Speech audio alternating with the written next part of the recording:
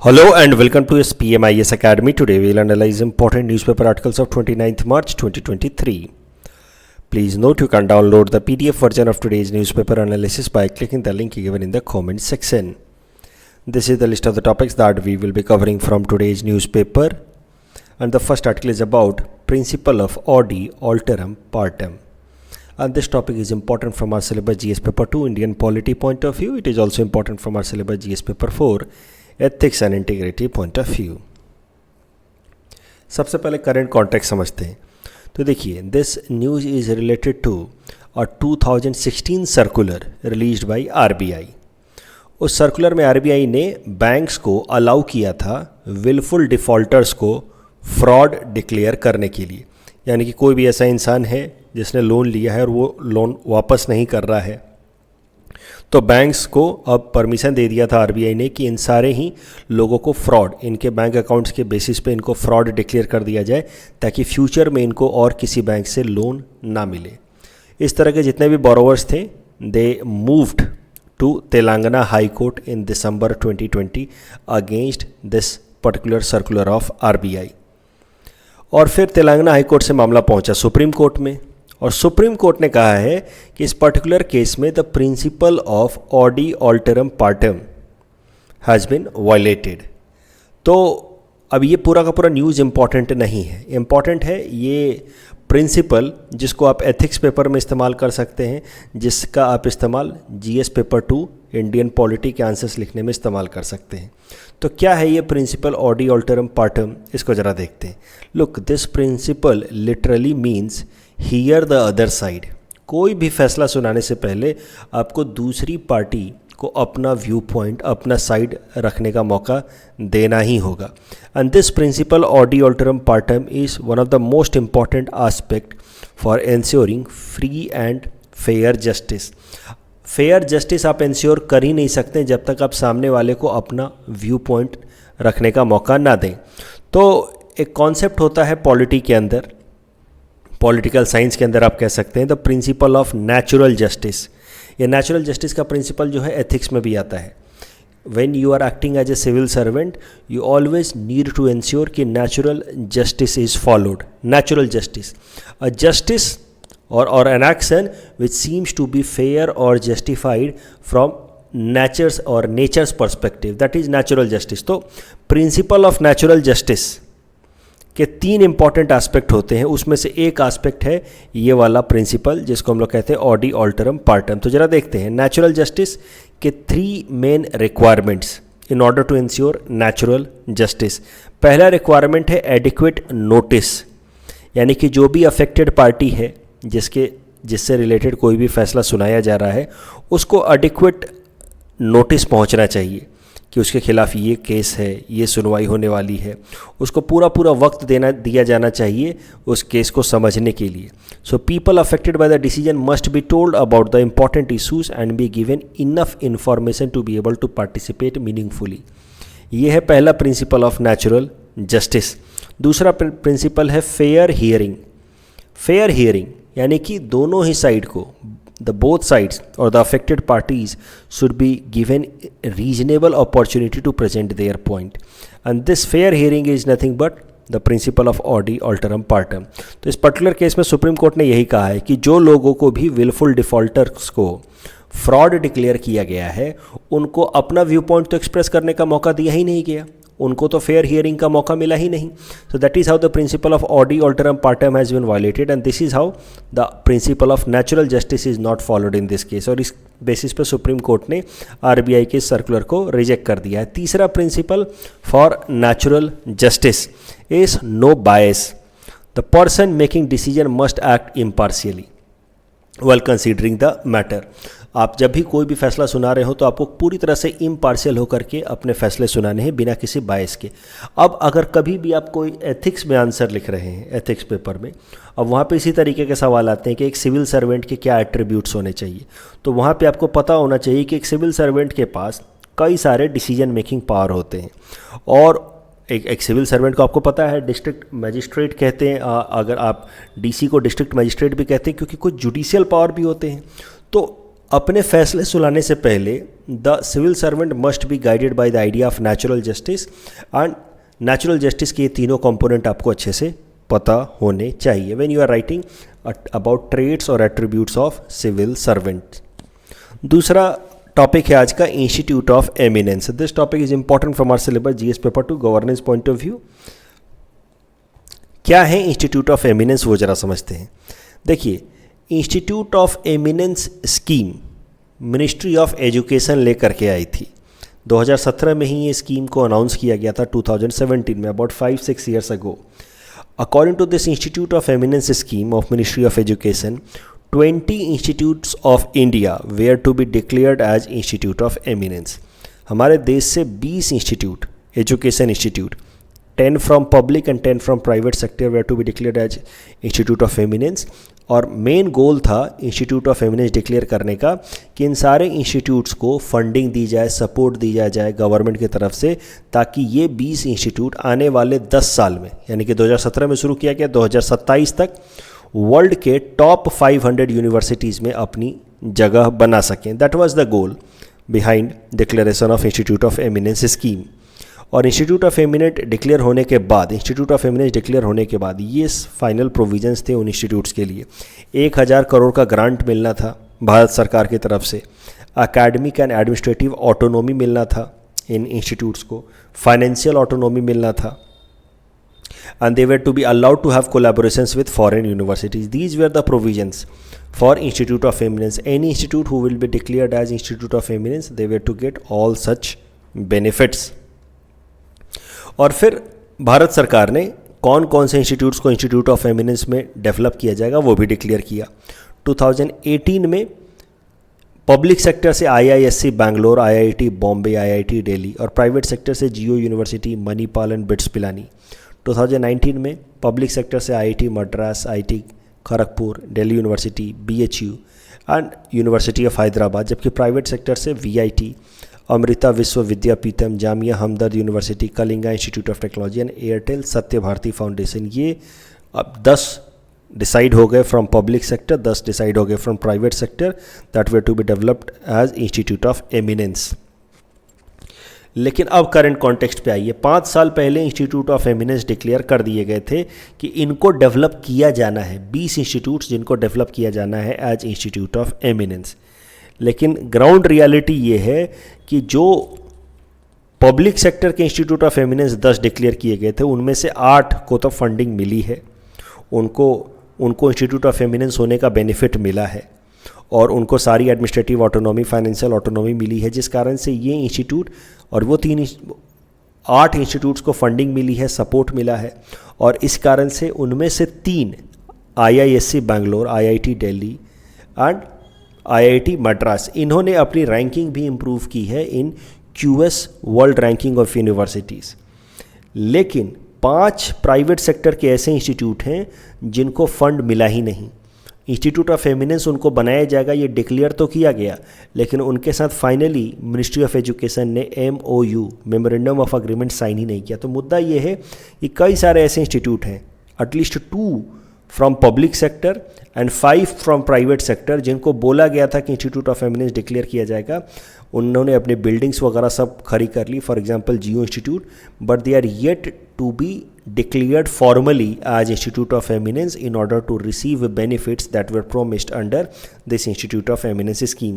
और इसी कारण से हाल फिलहाल में एक पार्लियामेंट्री पैनल ने कहा है कि भारत सरकार को जल्दी से जल्दी ये जो 2 पब्लिक सेक्टर इंस्टीट्यूशन है और 5 प्राइवेट सेक्टर इंस्टीट्यूशंस हैं जिनको इंस्टीट्यूट ऑफ एमिनेंस का फाइनल स्टेटस मिलना बाकी है, इनको जल्दी से जल्दी ये स्टेटस दिया जाए, ताकि ये इंस्टीट्यूट्स भी अपने ऊपर काम कर सकें और QS वर्ल्ड रैंकिंग सर्वे में अपना रेटिंग इम्प्रूव कर पाएँ। अभी देखिए, अभी मेंस एग्ज़ाम आ रहा है, तो हर आर्टिकल को हमें थोड़ा मेंस पर्सपेक्टिव से पढ़ना होगा। यू सी, मेंस में कैसे इस्तेमाल करेंगे इस पर्टिकुलर आर्टिकल को। यू सी, ये आर्टिकल ही प्रूव करता है कि when there is infrastructural support, when there is investment support from the government side and autonomy provided from the government side to education institutions, these education institutions improve their ranking in QS world ranking survey। ये 3 institution को institute of eminence के अंतर्गत fund मिला, autonomy मिली, तो they have been improving their ranking. तो इससे ये पता चलता है कि if more institutions are given such benefits, more Indian universities can be in top 500 of QS world ranking survey. तो इस तरीके से आप एजुकेशन सेक्टर पे, हायर एजुकेशन पे अगर मेंस में कुछ सवाल हो तो ऐसी बातें लिख सकते हैं। उसके अलावा आप कभी रिकमेंडेशंस लिख रहे हो, the steps that must be taken in order to improve the status of higher education in India, वहाँ पे आप कह सकते हैं कि the pending institute of eminence status to at least 7 institutes must be accelerated as suggested by parliamentary panel in order to improve the status of higher education in India. The next article is about Wildlife Protection Act of 1972 and this topic is important from our syllabus GS paper 3 environment point of view. देखिए, wild life protection act 1972 लाया गया था in order to protect the wild floras and faunas, specially wild faunas. और ये जो wild life protection act 1972 लाया गया था, that could be seen as direct outcome of Stockholm conference that was held in 1972, that was the first major conference worldwide on environment and its protection। तो wild life protection act 1972 में लाया गया और इसमें जो भी फौनास थे उनको 6 कैटेगरीज में डिवाइड किया गया, 6 शेड्यूल्स में डिवाइड किया गया फॉर बेटर प्रोटेक्शन। तो अलग अलग शेड्यूल्स में उनको इसलिए कैटेगराइज किया गया क्योंकि अलग अलग शेड्यूल्स के अंतर्गत जो भी एनिमल्स या प्लांट्स हैं उनको डिफरेंट डिग्रीज ऑफ प्रोटेक्शन मिला हुआ है। तो poaching, smuggling and illegal trade in animals listed in schedule 1 to 4 are prohibited, while animals included in these schedules are completely protected from hunting, trade and commerce involving such animals is strictly regulated। तो एक बार ज़रा देखते हैं कि wild life protection act 1972 के अंतर्गत अलग अलग शेड्यूल्स के अंदर किस किस तरह के एनिमल्स का नाम मेंशन्ड है। शेड्यूल 1 में उन स्पीसीज़ का नाम मेंशन्ड है that have got absolute protection, it is illegal to trade in these animals. जबकि शेड्यूल 2 में वो सारे स्पीसीज़ हैं उनको भी हायर लेवल का प्रोटेक्शन मिला है एंड ट्रेड उनमें प्रोहिबिटेड है। They can not be hunted unless there is a threat to human life. तो उनका तब तक हंटिंग नहीं किया जा सकता जब तक there is a threat to human life और they are suffering from a disease और disorder that is beyond recovery. फिर schedule 3 and schedule 4 contain some non endangered species. ऐसे स्पीसीज देखिए, शेड्यूल 1 और शेड्यूल 2 में मेनली इंडेंजर्ड स्पीसीज रखे गए हैं। इंडेंजर्ड इन द सेंस कि जिनकी पॉपुलेशन लगातार डिक्लाइन हो रही है, उनको हाईएस्ट लेवल ऑफ प्रोटेक्शन मिला है। Schedule 1 and schedule 2 have got highest degree of protection. उसमें भी अगर और ज़्यादा डिटेल में देखा जाए तो शेड्यूल 1 और शेड्यूल 2 का पार्ट 2 को हाईएस्ट डिग्री ऑफ प्रोटेक्शन मिला है, जबकि वहीं शेड्यूल 2 के पार्ट 1, शेड्यूल 3 और शेड्यूल 4 को भी प्रोटेक्शन है पर उतना हाइयर लेवल का नहीं है। This includes protected species where hunting is prohibited but the penalty for any violation is less severe as compare to the first 2 schedules. तो जो रेड कलर से दिखाए गए हैं इनमें जो भी स्पीसीज हैं दे आर इंडेंजर्ड स्पीसीज और उनकी हंटिंग पे सीवियर पनिशमेंट है, जबकि उतना सीवियर पनिशमेंट नहीं है for hunting of the animals that are mention in schedule 3 and schedule 4। वहीं शेड्यूल 5 में those animals are mentioned that can be declared और that have been declared vermin and can be hunted.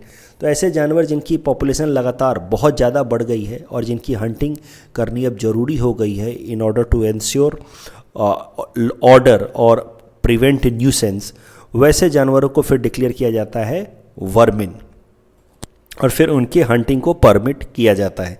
So they such vermin animals whose hunting is permitted are mention in schedule 5, जबकि schedule 6 it talks about plants whose cultivation is prohibited. तो it regulates the cultivation of specific plant and restricts its possession, sale and transportation. तो खासकर ऐसे plants जो intoxicating nature के होते हैं वैसे प्लांट्स का कल्टीवेशन को प्रोहिबिट किया गया अंडर शेड्यूल 6। तो अगर ध्यान देने वाली बात यह है कि वाइल्ड लाइफ प्रोटेक्शन एक्ट जो 1972 में लाया गया है, ये अलग अलग तरह के एनिमल स्पीसीज़ को 2 तरीके से प्रोटेक्ट करता है। अलग अलग तरीके के बर्ड या एनिमल स्पीसीज़ को 2 तरीके से प्रोटेक्ट करता है।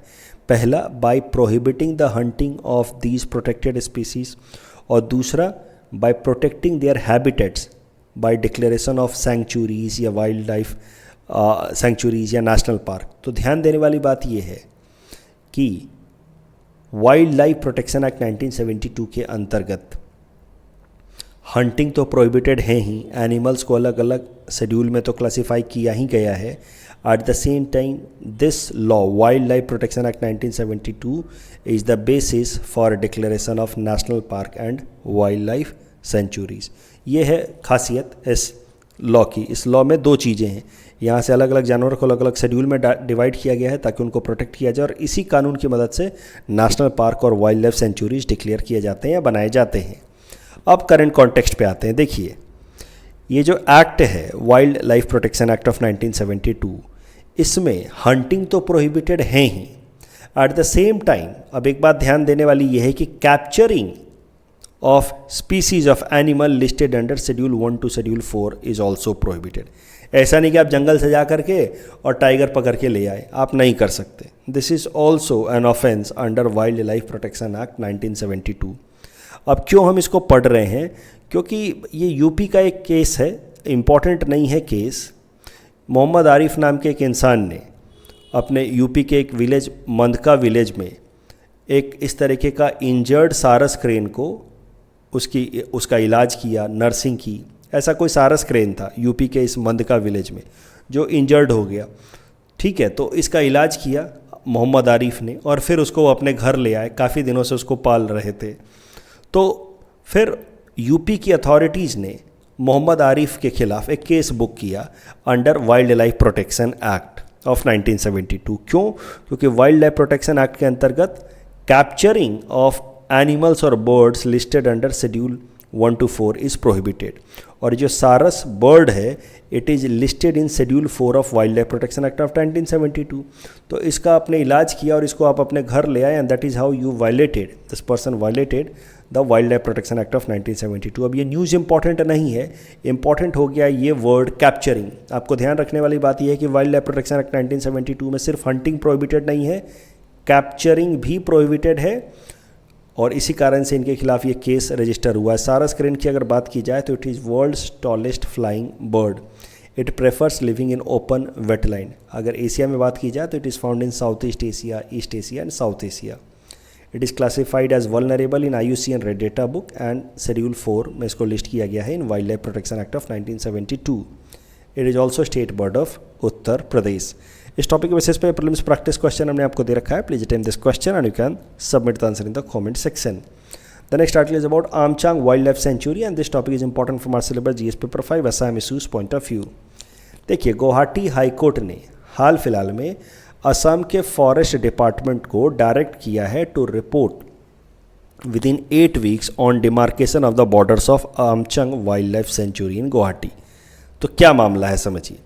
आमचंग वाइल्ड लाइफ सेंचुरी जो गुवाहाटी के पेरीफेरियल एरिया में है, उसका एग्जैक्टली क्या बाउंड्री है या क्या डिमार्केशन है वो पता ही नहीं, और इस कारण से काफ़ी ज़्यादा इलीगल इंक्रोचमेंट हो रहा है.